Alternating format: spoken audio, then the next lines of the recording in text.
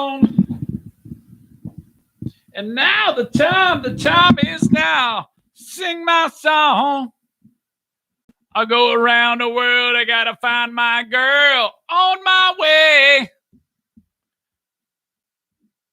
I've been this way 10 years to the day. Rabbit on. Oh, wow. Yeah, I just watched a YouTube video. Stevie, hello to you. Tarantula Farmer, what's up? I just watched a YouTube video of a concert performance at the gigantic Wembley Stadium. Oh, God, probably about 10 years ago, maybe a little more.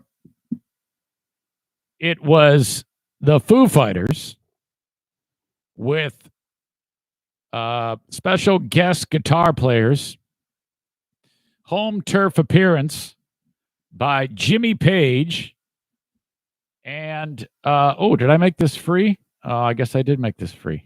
Oh, well, free to everybody. Jimmy Page and John Paul Jones. I didn't know they were speaking. Maybe they were for a little while. So that was good. And they played the song Ramble On. Oh, my God. Kenny, do you not like Led Zeppelin, or do you like Led Zeppelin? Or is that just too old and for your taste? Is it too good that you would like it? I'm curious. I know that about the oldest thing you'll listen to is like Alice in Chains. But Lee Gearlings, what's going on? Hey, you got a freebie for you today. Oh, Kenny loves Zeppelin. I'm glad to see that. Okay, all right. Well, let us officially begin, and we got to start with. Are we gonna be buying another third beer?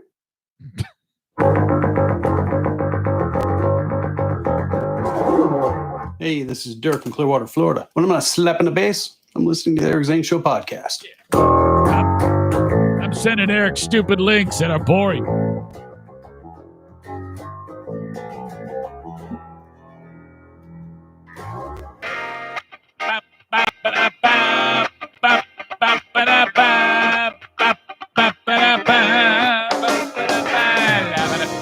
Yeah, it's not uncommon for me. And welcome to you in the Patreon bonus podcast.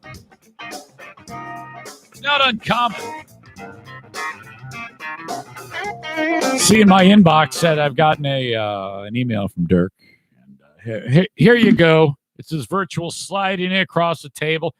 Here you go. I've got a hot tip and a story for you. And it's fucking nobody cares. It's always some bullshit story that it's like, well, who gives a shit? What makes you think I care about Georgia election fraud stories? What are you talking about?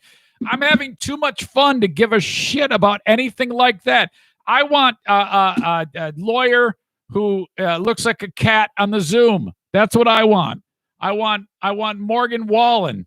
I want the stupid. I want Gorilla Glue. That's what I want. You know, I want a chick from Mandalorian getting canceled. I want something tasty, delicious, a morsel, if you will.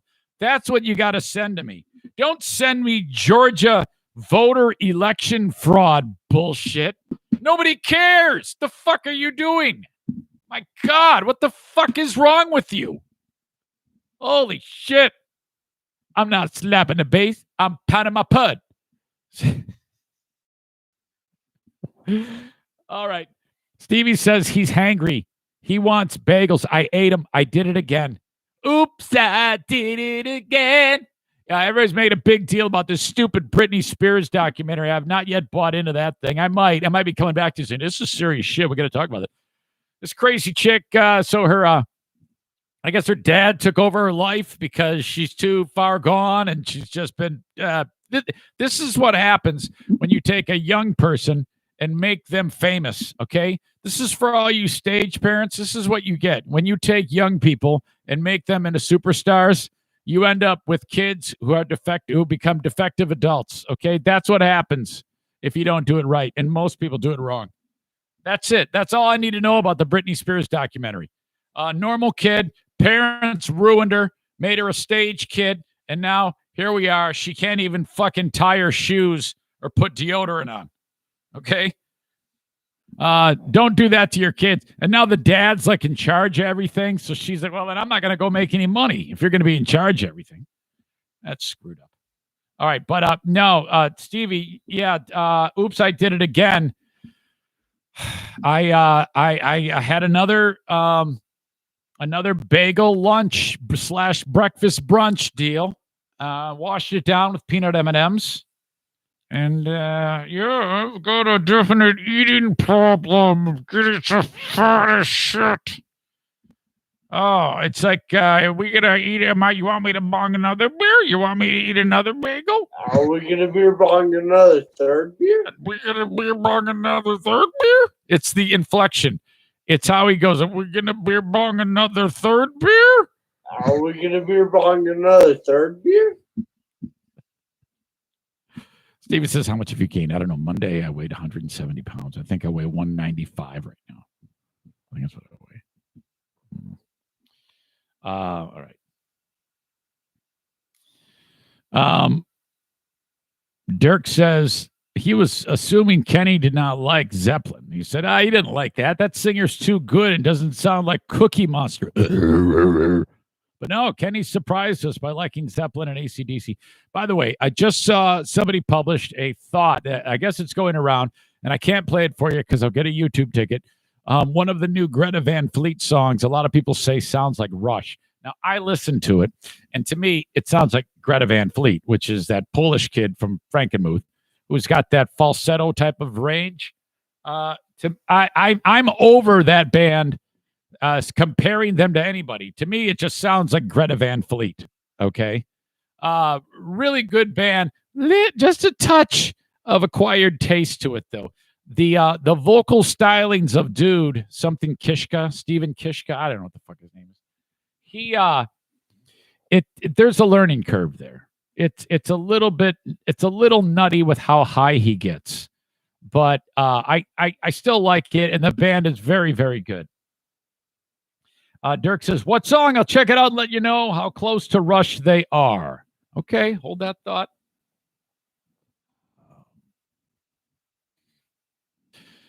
Let's see. The new song by Greta Van Fleet is called Heat Above.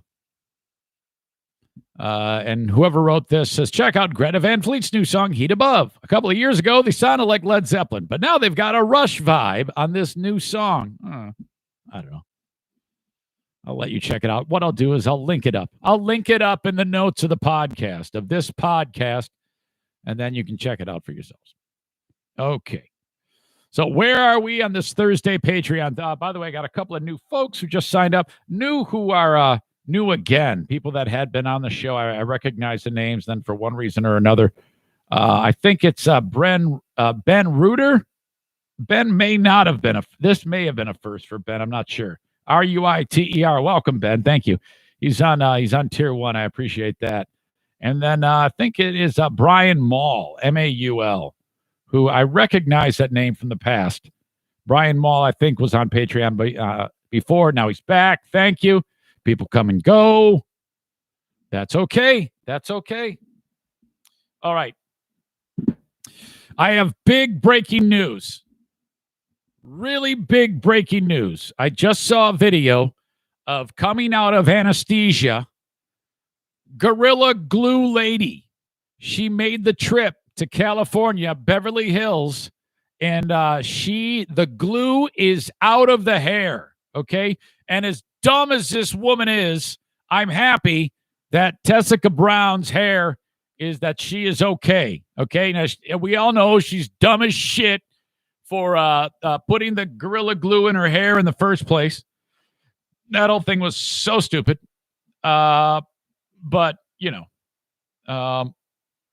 I'm glad she's okay. She, in the clip that I saw of her coming out of the anesthesia, she's like, oh, damn, now I wish I hadn't cut my pony off. But what happened was this doctor in Beverly Hills, this Dr. Michael Obeng, he's a physician, but he has a strong chemistry background. And I watched a video of him when he found somebody. He described it as someone at his office said, "Hey, can you get Gorilla Glue out of someone's hair? They just asked him that. And they said, well, what? He said, what is the main ingredient? They looked it up. And he said, I absolutely can get that out of someone's hair. And then he, like, straight face, just walked away. They just thought he didn't really know anything about the story. And then somebody said, well, look, this is what's up. And then that caused him to reach out to her. What he did was he took the main ingredient in Gorilla Glue, and then he has a strong chemistry background in his physician's education.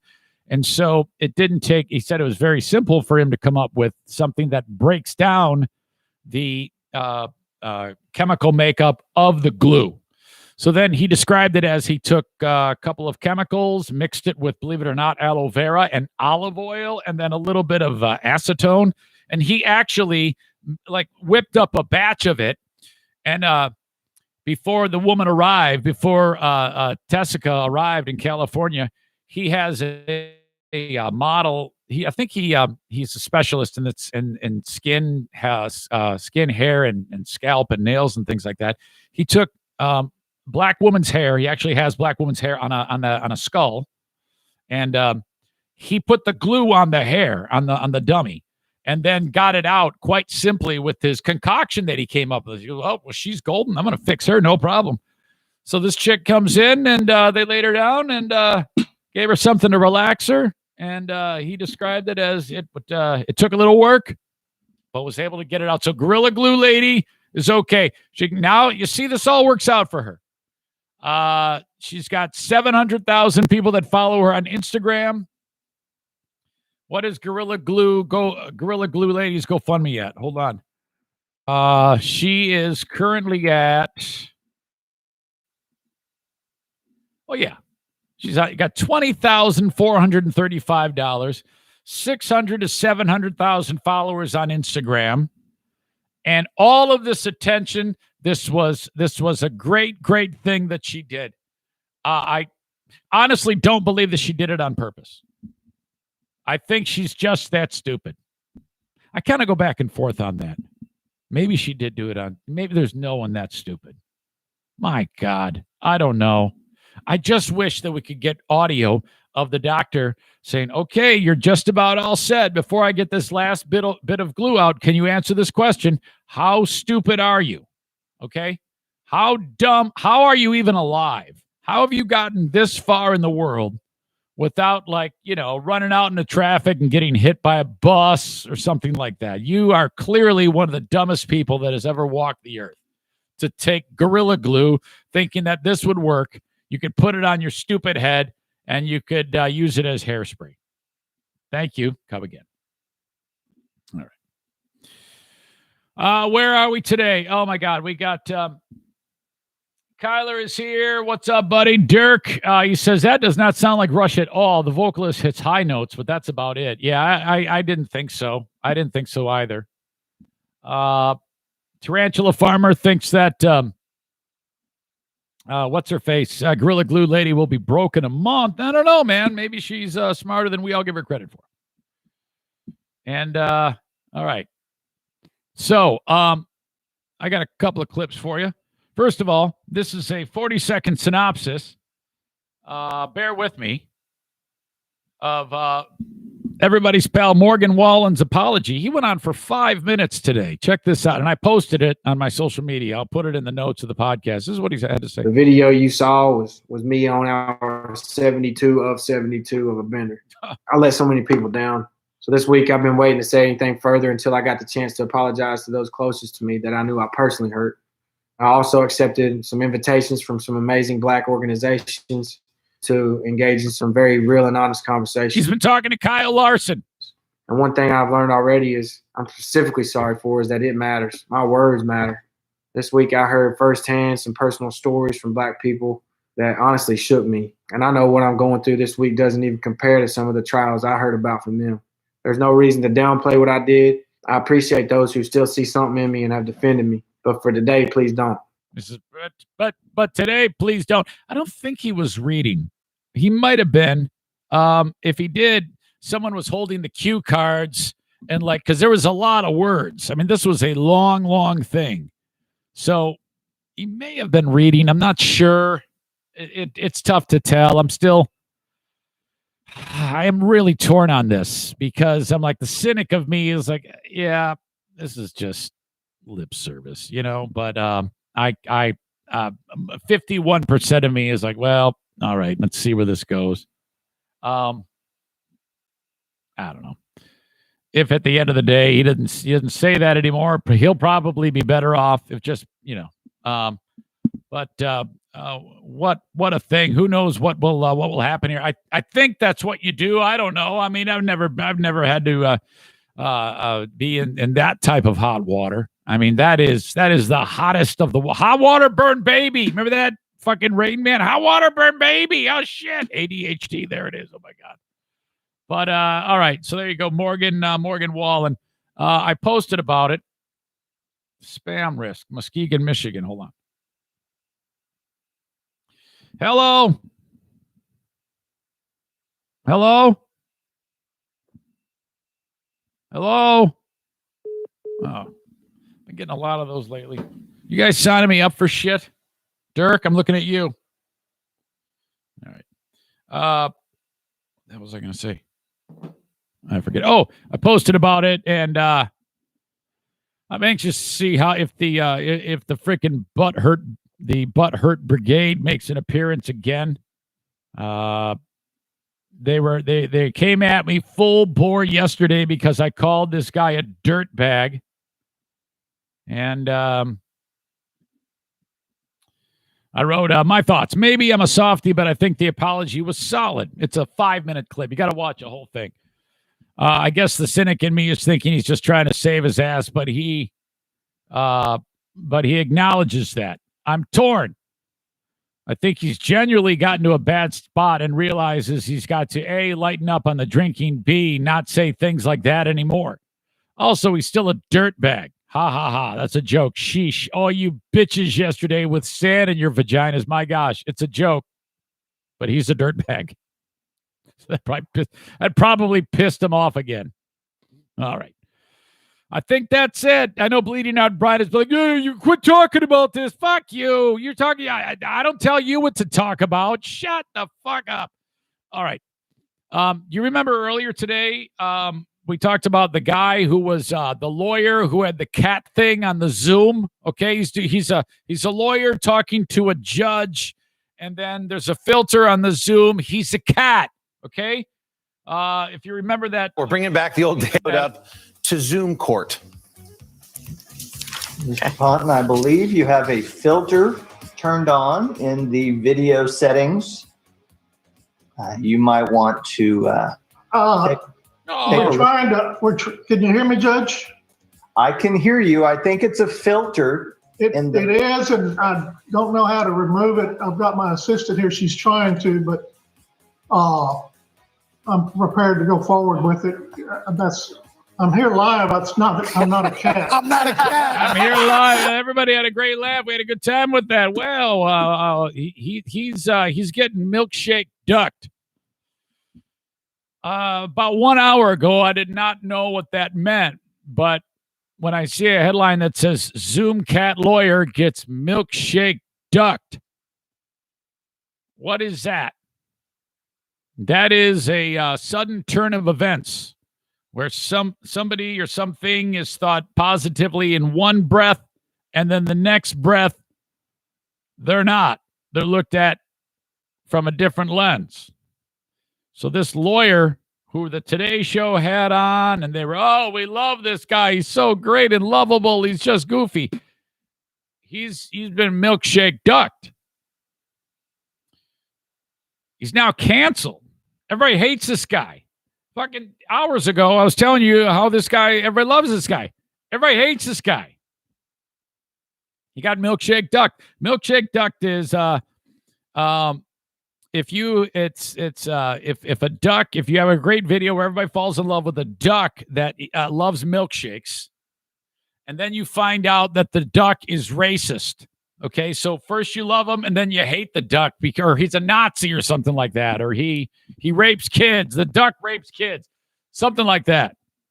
That is what they mean when they say milkshake ducked. Okay, how? What happened? What happened to this lawyer? Rod Ponton. Tuesday morning, a video of a Texas lawyer who had mistakenly turned on a cat filter during a Zoom court proceeding was forced to continue with the call while appearing as a small kitten. Went viral. Everybody had a good time with it. That's West Texas lawyer Rod Ponton. He was at the center of a controversy back in 2014. There is a journalist from the Business Insider publication known as Anthony Fisher, who was tipped off that this guy way back then in 2014 was doing something shitty, accused of abusing his power as a local prosecutor in West Texas. He had a former lover who ran a kind of like a head shop. Okay, they sell like pipes and bongs and shit like that. And he broke up with her. She broke up with him. So he targeted the business after she broke up with him and made life hell for her. And so this Anthony Fisher, he screenshots the image of the lawyer as a cat and and he puts into play the whole milkshake duck thing. So this guy goes from being everybody loves him to instantly hates him. And Anthony Fisher writes, funny story about Rod Ponton, the Zoom cat lawyer that everybody's talking about. I reported on him in 2014 when he was a local prosecutor, used the power of his office and roped in federal law enforcement to harass a former lover. I had read about a violent, militarized raid on a small Texas college town's head shop. The shop's owner was forced to sign an incriminating statement before she could post bond. And he actually has a link to the article he wrote back in 2014 for a different publication. And then this guy tweets out, I spent months reporting out on this story as a written feature and a video doc. Every stone overturned was creepier than the last. I went down to Texas where Ponton said he would give me an interview before he reneged. But it was a small town and everybody knew what happened. Ponton was briefly sexually involved with this woman who ran the head shop. He denies this. During his time as DA, and federal cops repeatedly tried to bust her for selling illegal synthetic marijuana, and they never found any. So just like that, that's how it works. You do something like this, and then all of a sudden you're looked at positively. All it takes is your past to come back to haunt you. My God, you see, I'm waiting for that to happen to me. Hopefully not on that level. You know, I was always busted for stupid shit. So besides, it's impossible for me to be milkshake ducked because I always tell you people everything I do. I always look to getting out in front of everything.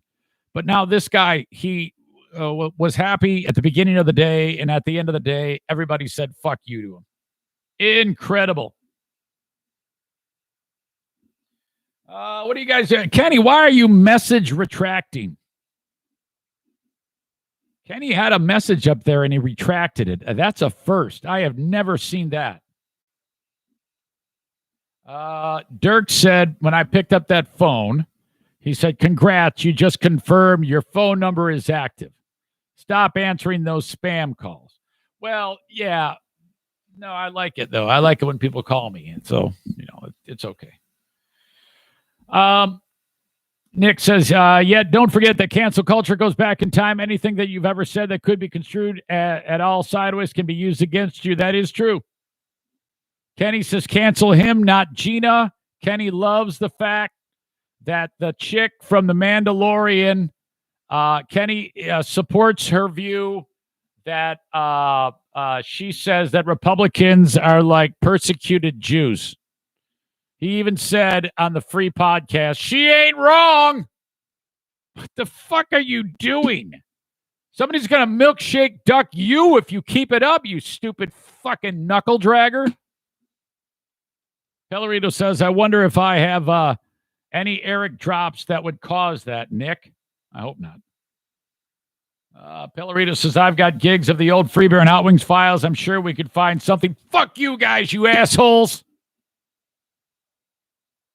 Pellerito says, appreciated, Dirk, but that was said sarcastically. My collection of Eric drops that would cause a problem are overwhelming. Oh, fuck. Great. Thanks, guys. Unbelievable. Kenny, look at you. Kenny says this one, because you said that's it. I thought you were ending. What? Huh? What the fuck? What? You know. And then he says, these are getting shorter, it seems, man. I don't think they are. She's not wrong. Okay, good luck with that one. You need to research what she said more. I read it. God, I read it. You know, I read it with my eyes. The same way I read it with my eyes and made the decision on as to what she said. And I deduced it. I have a brain. I've got, look at John's in the house. Holy shit. Oh, not fucking A. It has been too long. Son of a bitch. John, Kenny was just saying that chick from The Mandalorian is correct in saying that Republicans are like persecuted Jews.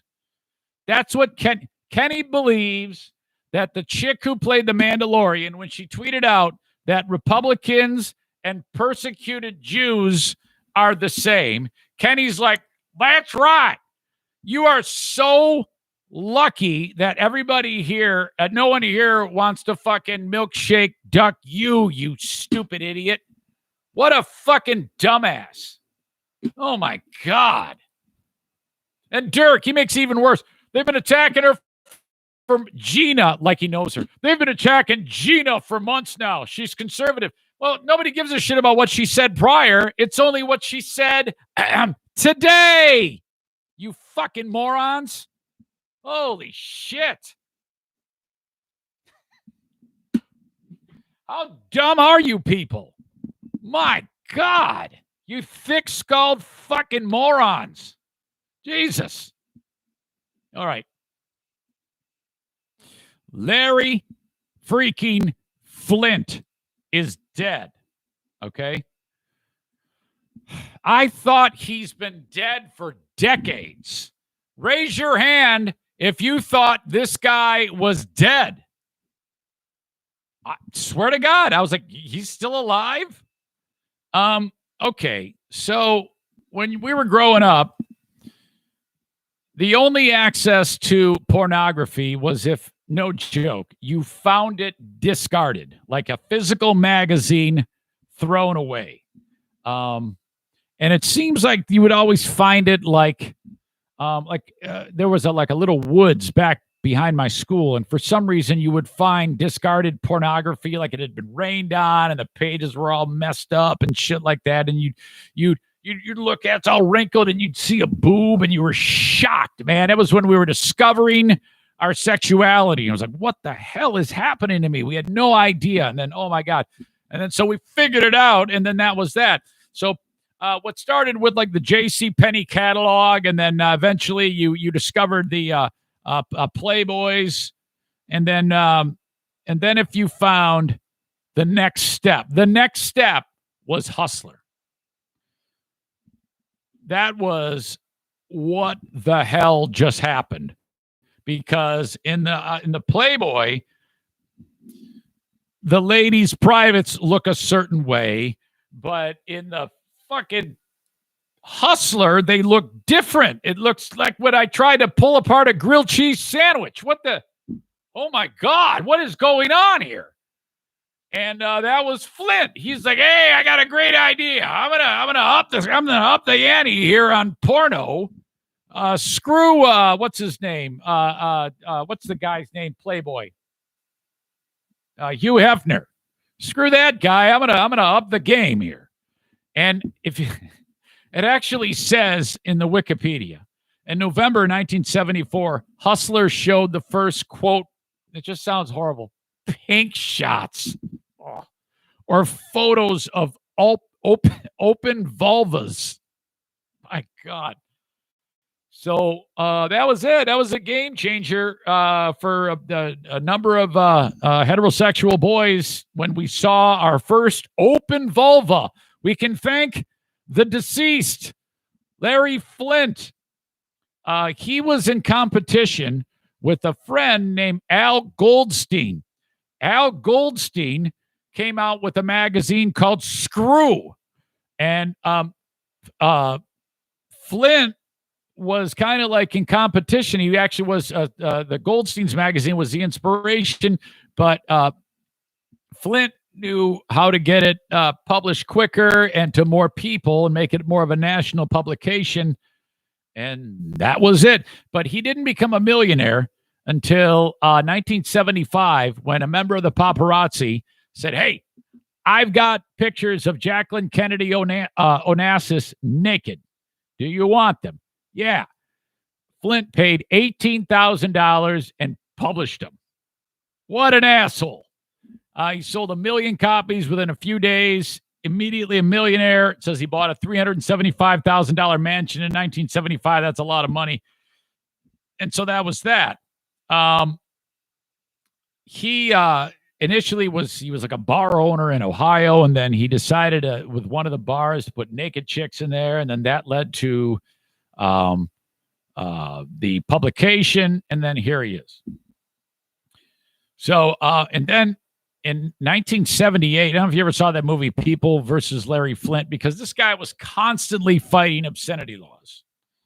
And so people were like, "Oh my God, Playboy is one thing, but you know, with the open vulva shots, we think that that's too much, and we don't think you can publish that." Well, he was constantly fighting those obscenity battles in court, and at one trial, he's probably just hoping to walk in with his attorney in March 1978 and just hopefully win, and then instead. What started out as already a weird day as he's walking into the courthouse. 3 months later, he's waking up because some crazy fuck shot him. And that person was turned out to be Joseph Paul Franklin, shot him and his attorney. Okay. And it paralyzed him. And that fucked him up bad. And then all sorts of different problems happened to this guy. He was addicted to opioids. He had kind of like a stroke or something like that, or overdoses. Where I talk like an idiot. In fact, this is Larry Flint right here. I was on trial for obscenity in Lawrenceville, Georgia, and I was shot on my way to the courthouse. I woke up 3 months later, and actually I was a whole year recovering. I really almost died as a result of the gunshot wounds. But the man who shot me was never apprehended for several years. He had been prosecuted and convicted for killing some more people that were all racially motivated crimes. He was an avowed racist himself. And he supposedly had shot me over a black and white photo feature that we published in a magazine. And that's true. This guy was actually a serial killer that killed Flint, or shot Flint. This serial killer was also a racist, and he was known as the racist serial killer, something like that. And that was it. He saw in Flint's magazine, Flint had like, I don't know, black guy, white chick, or something like that. I think that's a Kid Rock song. And by the way, that's a song. If you were to listen to the Kid Rock song, White Chick, Black Guy, or Black Chick, White Guy, it's his own story. If you were to listen to that, he drops a massive N-bomb in that. And I noticed that if you were to look up, I know I'm totally all over the place here. So it just popped into my head since we're talking cancellation and N-words and shit like that. But if you look up Devil Without a Cause by Kid Rock, the album. Okay, it's still on it. I think there's a deluxe version of Devil Without a Cause by Kid Rock. And that album, which sold like 1 billion copies. I think he took that song off of the album because he drops a really big N-bomb. It's listed twice on Spotify. Like the same album. And if you click on one, it has Black Chick, White Guy. And I click on the other one, that song is not listed. Man, if word got out by that, they would kill him. Hey, I did not send you. Don't cancel him. All right. So anyway, Flint ends up dying. I don't know what this guy died a multi-millionaire constantly fighting obscenity, or I should say indecency battles and civil liberties and all this shit. Kind of a weirdo dude, dead at 78. I cannot believe that guy's 10 years younger than my dad. I swear to God, I thought he was dead. Man. Okay. There's one more clip I want to play for you. Do you remember Patriot Nick says Eric's looking to cancel his idol? Oh, fuck. John is laying waste in here. He doesn't say much, but when he does, it has some zing to it. Kenny, here is a list of things you need to do. He writes, be smarter, be less needy, and be smarter. Oh, come on. That's bold. John, here is your list. Go be butthurt some more and rejoin us again in half a year. Oh, that's because he's putting all his weight behind it. I don't know what that means. I don't know. I can't pick up the context. All right, you guys, get along. Quit being a bunch of pains in the ass to each other. We're supposed to love each other, damn it. Just like I love all of you. Okay. That ridiculous video from Wisconsin, the dude in the truck who there was a massive pile of snow on the side of the road, and I don't know how he hit it. It couldn't have been like in the road, right? Or was it on the side of the road and he somehow drifted off of the road? I guess we don't know. But he hit that damn thing and it was like a bridge area, and then his truck went up over the thingy, and he fell to the car, tumbled all the way down, and he lived. Holy shit. And wow, this was incredible. And Good Morning America, talk to the guy. Check it out. Icy highway overpass in Wisconsin. Remember our exclusive with the driver who plunged from that icy highway overpass in Wisconsin. Remember seeing this, surviving the 70-foot fall? We're going to hear from him this morning only on GMA. Transportation correspondent Gio Benitez has that for us. Good morning, Gio. Hey, Robin, good morning. Yeah, that driver was just on the way to his mom's house when he went flying off that overpass. As you can imagine, he's been in a lot of pain, but he is alive and speaking with us from the hospital.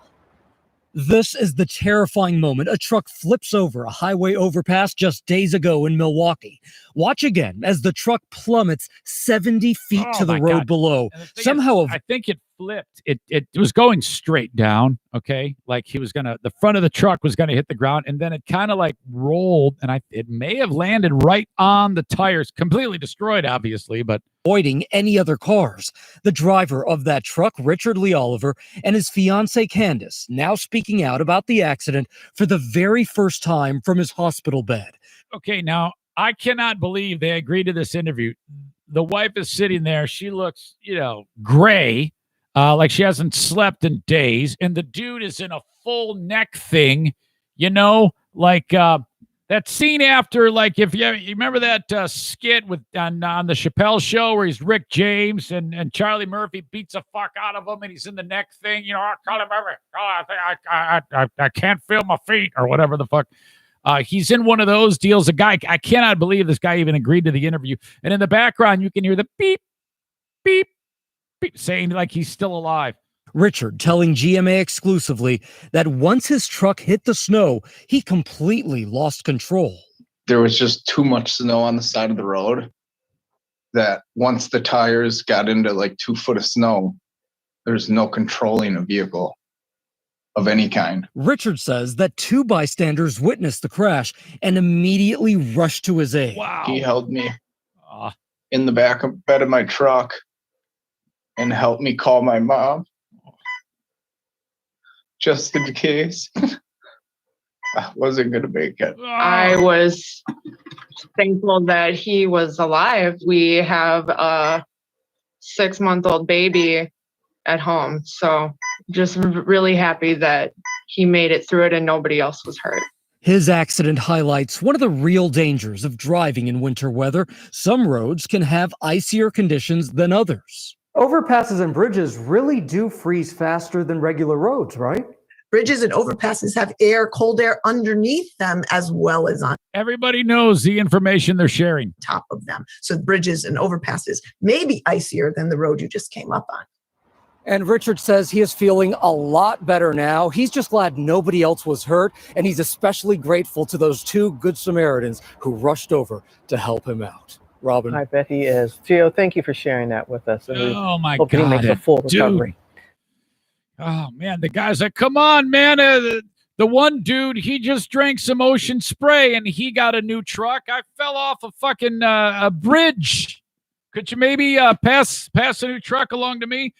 Folks, we can't end the show unless we play a little more of Kevin Kuipers. Are we gonna be buying another third beer?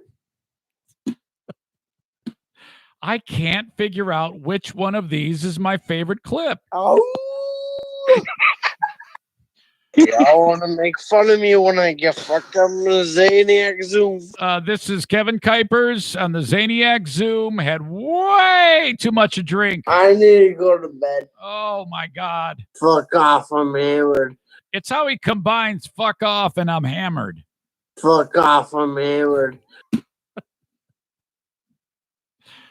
Fuck, man. I'm fucking hammered. Fuck, man. I'm fucking hammered. Oh my God. You guys are absolutely incredible. I am so lucky to have such a great crew. Holy shit. Incredible. Okay, that's it, man. I'm going to put the wraps on this. I'm going to get the Insane Asylum done. We'll let the dogs out. Pick a fight on Facebook. Who knows what else? All right, folks, have a good one. Thanks again for the time. I appreciate you. Bye-bye.